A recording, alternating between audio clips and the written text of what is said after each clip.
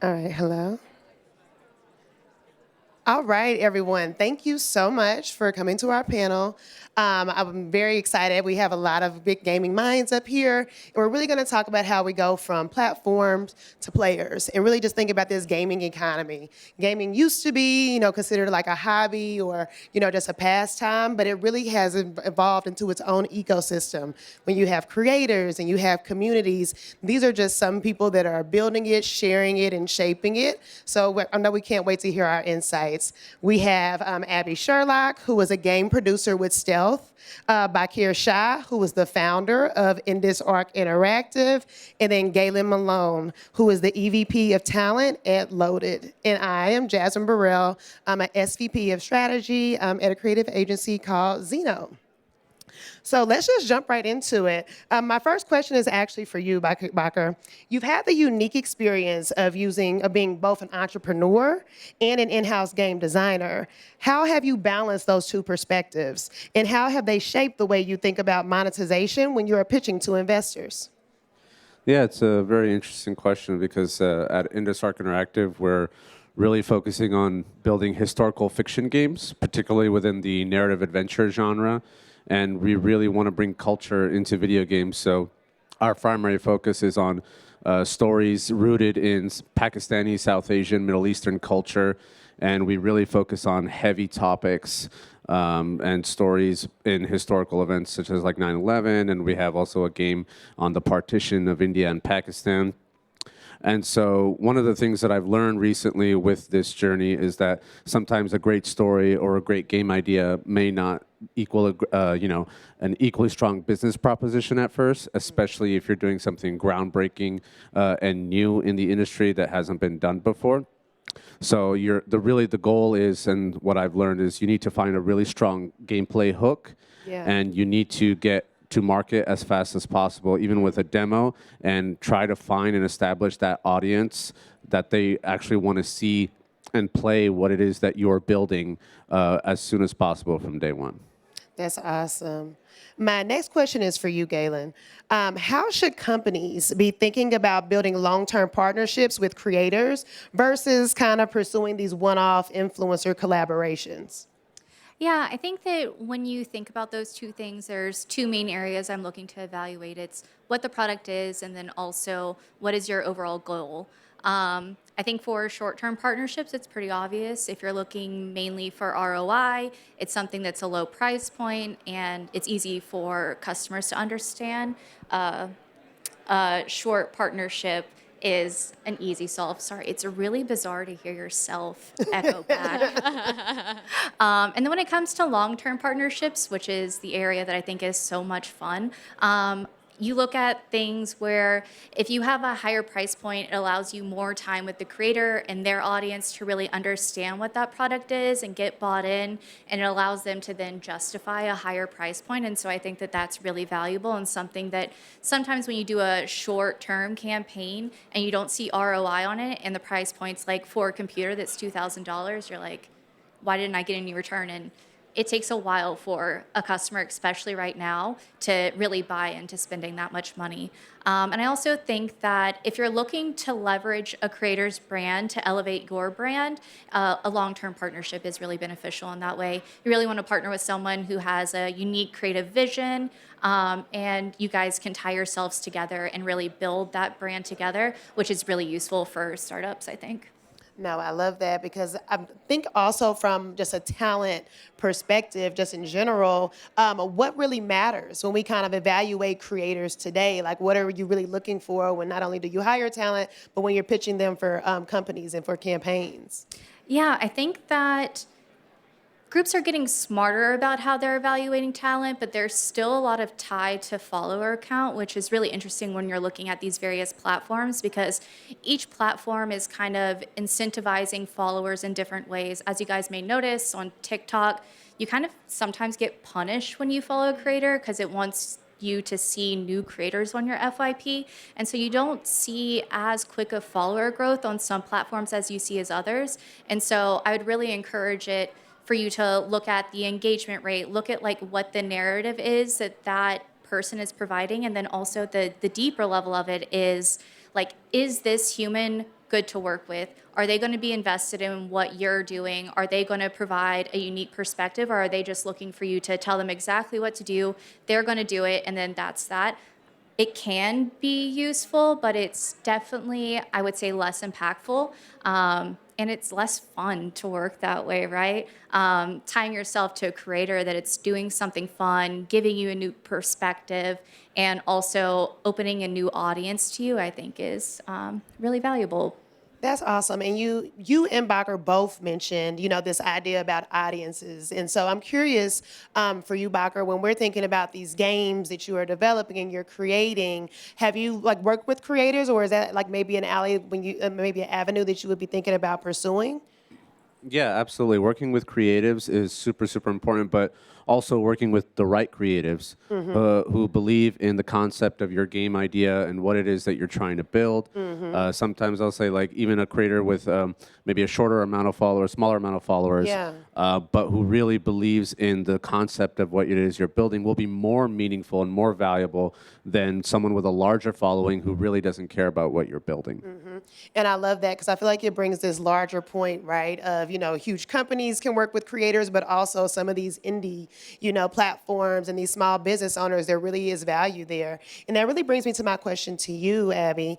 When we think about, we've talked a lot about creators and companies and all these things, but who would you say really kind of holds the power in this gaming economy? Would you say it's developers, the platforms, or creators? And how is that really shifting? I think it's always the players. It goes back to who is buying your product, who is consuming your product. And I do think now with the accessibility of game development and how often so many people can now jump in and build in a way that they haven't been able to before, from Unity, Unreal, Roblox, Minecraft, like how many like different game modes that people can make now, and they have agency over that. Yeah. I think us as devs, we have devs and talent here, talent managers here of, I think, in service of a player community and what they want and what they find is fun.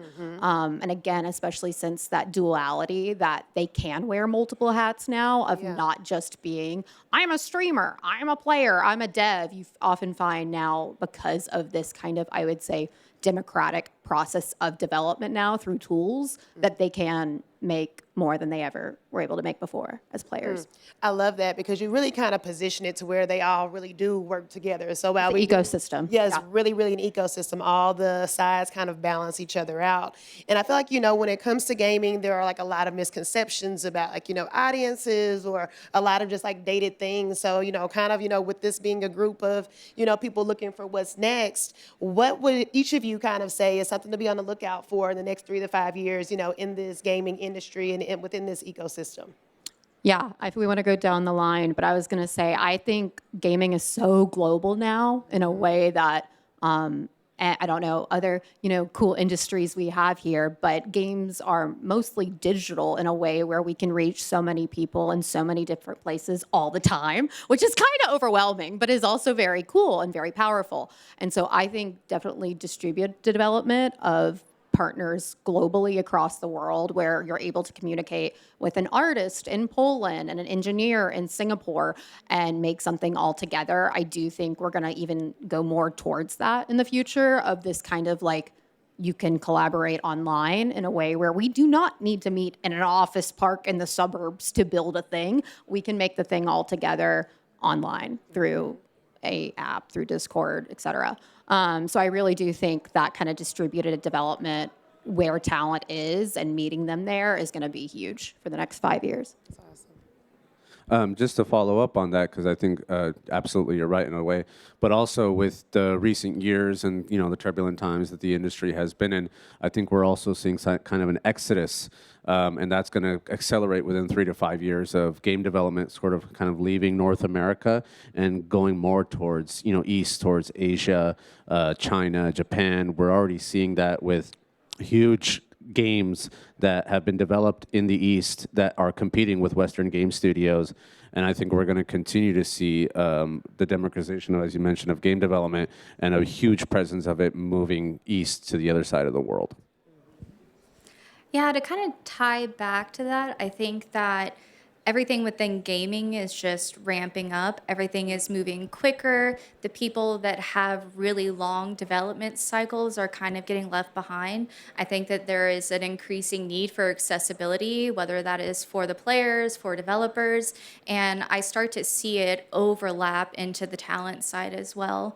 I think that groups are going to have to look at how they're going to evolve, and a normal creator now isn't someone who is just one dimensional, who is just a gamer sitting down at a computer and streaming. The folks that are really succeeding are the ones that are becoming multifaceted.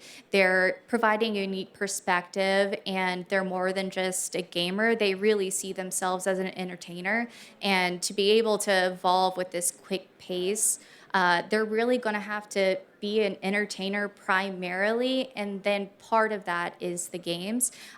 We've seen it reflected in the industry already. People like iShowSpeed, Kai Sanat, right?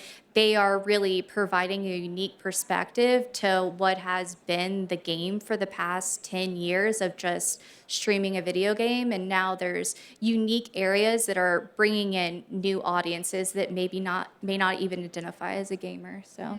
I love that because I think, when we talk about the gaming industry in general, it is so tight. Like we were talking about this just backstage, the fact that you and Abby have known each other for a while. So it really is kind of hard to, to break into this industry. And I feel like what you just said, I think, if there's anyone in the audience that would be like, interested, like, for how they want to position themselves to actually get noticed by brands or developers, like, is there a piece of advice that each of you would give for anyone looking to break into the industry in any of these parts of the ecosystem? Yeah, I think that ties perfectly to what I was just speaking about, so I'll go first. I think that if you're someone who wants to break in as a content creator right now, I would really evaluate what is going to be unique about your content. Like, what are you personally passionate about other than just gaming? Because having that multi-dimensional personality makes you more appealing to a wider audience, and it's going to kind of break up what you see right now. I think the people that are seeing the most growth right now are the ones that are leaning into emerging content. They're providing unique perspective, and they're really pushing the boundaries of what it means to be a gamer or have a gaming audience. And so my recommendation would be to really look inside yourself and determine what that unique perspective is going to be, and also, do you identify as someone who wants to be an entertainer? Because your career is going to have to evolve. Like, what streaming and content creation is in gaming right now is so different than it was 5 years ago, even 2 years ago. And what it's going to be in 2 years is going to be so different. Twitch may not be a platform where people are live streaming on. There may be another platform. And so someone who is an entertainer at their core is going to be able to evolve with those trends. Whereas if you just kind of want to exist where the ecosystem is right now, you're going to have a hard time growing, I think. For me, I can definitely speak on the development side, the game design side. And I think what you had mentioned about kind of emergent stories and interesting, unique perspectives. And I think as a developer, that's what you have to bring to your game. You have to be able to bring something new, something fresh that really hasn't been done before. That is the challenge. And if you can do that, then you've got a unique hook to be able to bring an audience into your game. And that is necessary to ensure the success of what you are building. I'm just huge on just do it. Like always want to see the thing that people talk about, especially with working a lot with students or new grads where they're like, well, I want to do this and this happens in the game and then this and visually. And they're trying to take me on this journey and I visually need to be able to viscerally play that. Or I need a proof of concept or I need to see a beautiful outline. So I do think actually doing the thing instead of talking about the thing is huge, especially with games and showing different tools that you have knowledge of and that you can use. I think seeing and being able to like kinesthetically understand what someone's talking about, I think is really powerful versus just talking about it. No, and I feel like, especially, in gaming, it's so easy to kind of get wrapped up because there's so many different games and so many different platforms and so many different things. It can feel overwhelming. So I love just this idea and this notion of just doing it. There's so many people out there. There's so many different avenues for you to connect and to meet people and to really ingrain yourself in the industry. So I love that mentality. Just do it. Just try it and just make it messy, make it bad. And game dev, we have all of us have game dev experience, even talent, and then game dev studio founder. Like, game development is iterative. It is always changing. It is always something bad is good because you're moving in the direction of something that's going to be great. Yes, that's very, very true. Again, the industry doesn't have a content problem; it has a meaning problem, and so find the unique stories and the unique ideas that will really help make your game shine. And I think you will find yourself on the right path, as Abby had mentioned. Well, that is awesome. So, guys, thank you so much for joining us, and thanks so much for our panelists for these wonderful insights and these tidbits of information. But hopefully, you all feel inspired and ready to really just go out and do it. In the words of Abby, so. Or Nike, the goddess of victory, and then I also like Abby. Phil, I like Abby who was better. the guy who did Nike, who did the athlete stuff in the movie. It was that We're in movie. a gaming panel. I don't know. The athletes. I'm like, I come can't- on, I there's can't got to be help you with athletes that. here at this convention. Can't help you with that. Yeah. Just do it. Read the room, Abby. Hello, gamers. But yeah. Bye, y'all. you, All right. Well, everyone. thank you. Thank Thanks, you. everyone.